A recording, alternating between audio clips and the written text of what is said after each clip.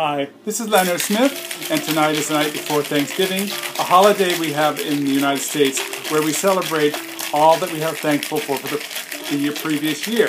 So tonight we're going to be having a wonderful cocktail called a tequila cocktail, and it's made with 2 ounces of tequila, a dash of grenadine, a dash of orange flower water, and the juice of a lemon. And you shake it up in a shaker filled with crushed ice and pour it into a chilled martini glass. And you know, since it's Thanksgiving, it reminds me of this wonderful restaurant that I found in the Marais district of Paris called Thanksgiving. And any time of the year you can go into this restaurant in Paris and have an American Thanksgiving dinner. So here's to Thanksgiving, and to all of you, cheers. Now that's really delicious.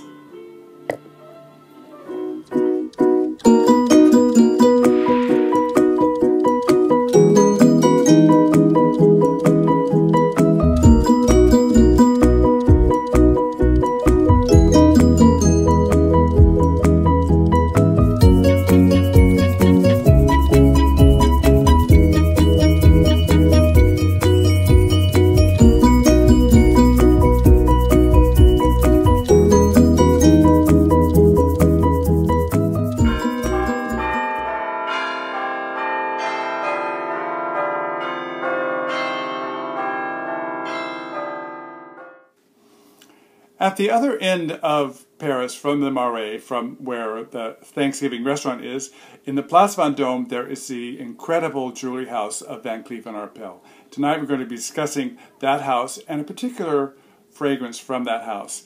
Van Cleef & Arpels was founded in 1896 by Charles Arpels and his brother-in-law Alfred Van Cleef.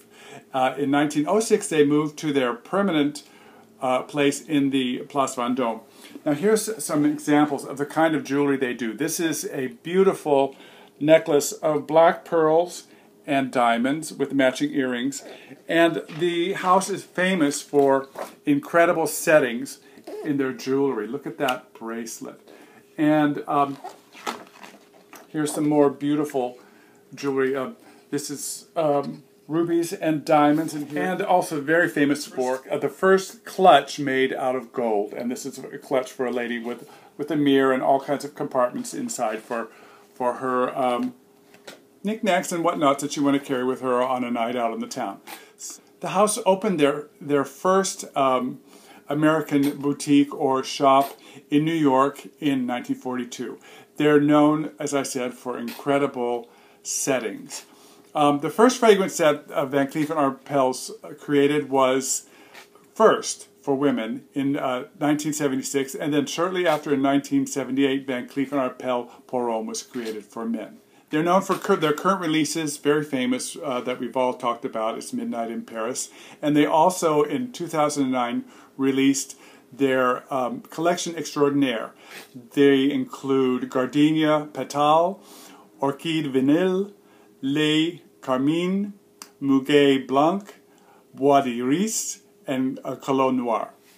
The fragrance we're going to be discussing tonight is a flanker for Czar, which was created in 1988. This second version of the fragrance, or the flanker, was created in 1998, and it's called Eau du Tsar. The original fragrance was created by the perfumer by the name of Philippe Bouston. And this one is, I don't know who the nose on this one was, I couldn't find that out, but it is considered a woody aromatic, and the principal notes are pineapple, sandalwood, melon, patchouli, lavender, mandarin, orange, grapefruit, caraway, oak moss, vetiver, and cardamom. Now, to my nose, you can see it's actually, the bottle is beautiful, has a great sprayer. You can see it really sprays beautifully. And it's very, very spicy, classic gentleman's cologne. I would say a really sophisticated piece of work here.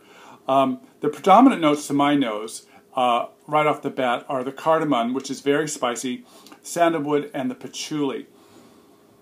Now, as it moves into the dry down, you get a beautiful splash, kind of a cocktail splash of the pineapple, and there are hints of vetiver and oak moss that really round that pineapple out and don't make, it keeps it from getting too fruity, rooty-tooty fruity.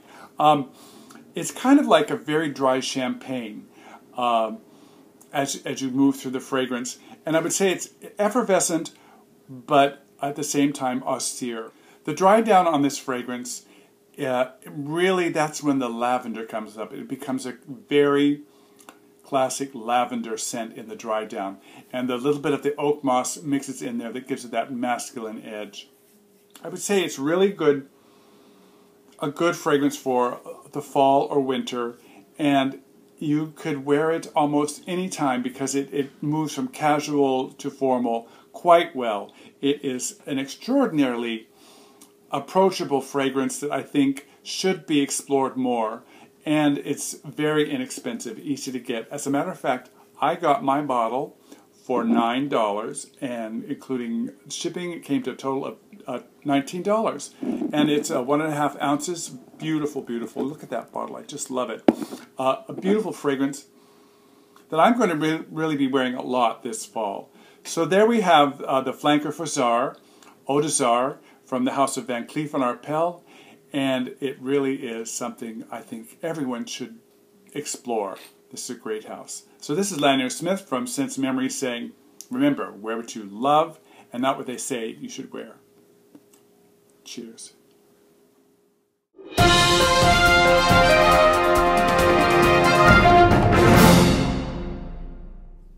I also actually today, we got off of work early and I went with my best friend that I also work with for lunch, and we went to the Cavalier for a beautiful English-styled lunch, and we had a really great time. After we separated, I popped over to one of my favorite inexpensive discount stores to get a watch that I had my eye on. Now the thing is, I love expensive, beautiful things, but I can't afford them.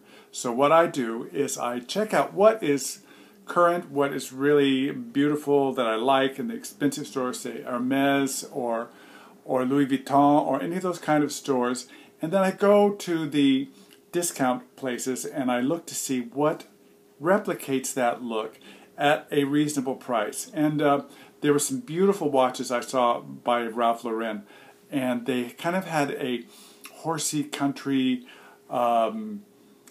kind of country club feel to them, and I saw this watch, and what I loved about it was that it had three bands that were interchangeable. So this is by the U.S. Polo Association.